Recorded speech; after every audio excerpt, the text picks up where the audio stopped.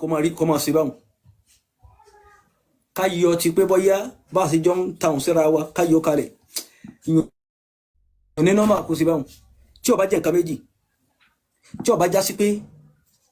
ó ṣoògùn ẹni pé ọ máa ṣépè fún yàn ló fi máa tún ní láárí tí ó bá jẹ́ nǹkan méjì ọba yìí pé náà ni àkọ́kọ́ nú ẹ̀ tí ó bá já sí pé ó ṣoògùn ẹni pé ọ sórí ọmọdé àtàgbà nù lédi. ọmọ Shehu ti reply Lizzy Anjorin lórí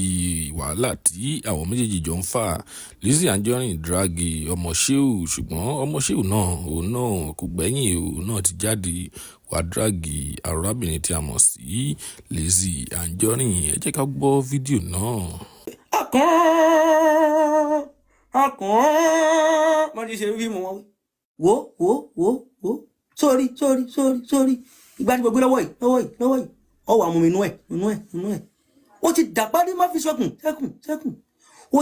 ó ti dẹni wọ́ wágbọ́ ọ ma lówó ó sì ma lókìkí ṣùgbọ́n o èébú lọ́ ma bú o ọmọ sẹ́pẹ̀ ó fi èpè fọ́ ilẹ̀ ọmọ ọ̀nà tó sẹ́pẹ̀ ní o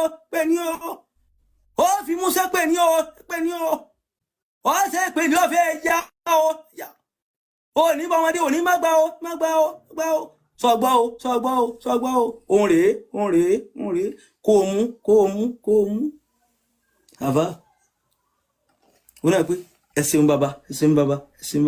ẹ wò máa rán yín débi tẹ́ ẹ̀ jẹ́ mi o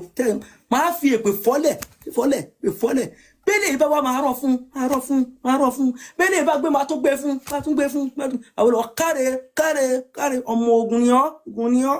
ìṣó àwọn alálẹ̀ ọmọ tẹ̀lé ọ àbá bí ó bá jẹ́ bẹ́ẹ̀ bí ó bá rí bẹ́ẹ̀ pé wọ́n fi ṣoògùn ni pé àmọ́ torí sẹ́ẹ̀rí gbọ́n kan náà kọ́ ni kiri o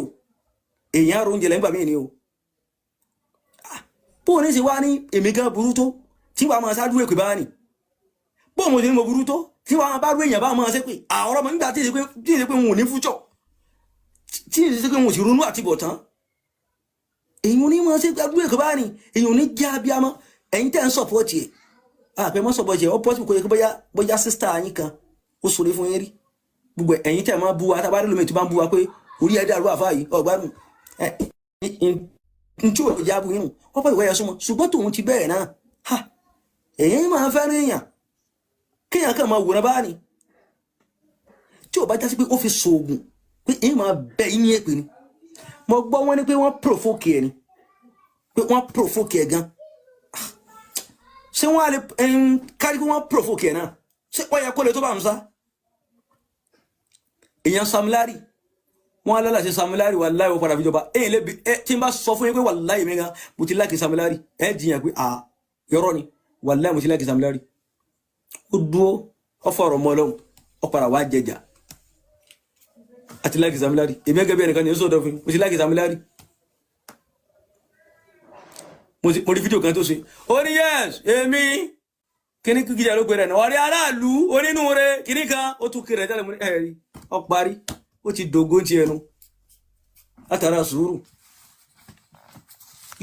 ta ǹjẹ́ ní atúnrẹ́ nìkan lórí TikTok yìí tó tún lè provoke bí Sam Larry kò sí wọ́n provoke Sam Larry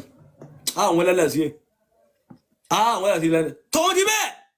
Sam Larry ti jẹjà àti gbà ti Sam Larry lọ́pṣọ́n àti fẹ́rẹ̀ Mohbad sì ti lọ àmọ́ látara sùúrù káàkiri ní kí wọ́n provoke ẹ̀ rí ká ní wọ́n provoke ẹ̀ ẹwu ẹ̀ ní tẹ́ ẹ máa kọ́mẹ́ntì sí Sam Larry Galabi kẹ́ni ẹ lòmí ọ kọ́mẹ́ntì ẹ̀ tó wà máa fi emoji ẹ̀ rí ẹ̀zà ẹ̀ tó ti pa kọ́nà jẹ pẹ̀lẹ́ rí ẹ̀ máa wá rí òun náà sì rí ọmọ ìṣẹ́dé olólùfẹ́ wa àti fẹ́rẹ̀ adoption mu wèrè la fi ń wo wèrè ayọ̀ bá mi ó ti lọ ká ní bí wọ́n provoke ẹ̀ ní jọ́ ṣe bá ní àmọ́ èmi ò rò bẹ́ẹ̀ àkọ́kọ́ ni pé tí ò bá ṣe kó fi sòògùn pé gbogbo ẹni ó bá ti wá bá rìn èmi ọmọ bẹ́ẹ̀ ní èpè ni tí ò bá jẹ́ bẹ́ẹ̀ a sì já sí pé ẹni no one provoker wọ́n gbọ́ ọmọ wù mí ìyá àlùbáríkà ọlọ́run fi ilé ẹlẹgbàrá ọlọ́run àkọ́kọ́ tí ò bá yẹ kí wọ́n provoke àkọ́kọ́ ni pé nínú kọ́ yẹ kó fi sòògùn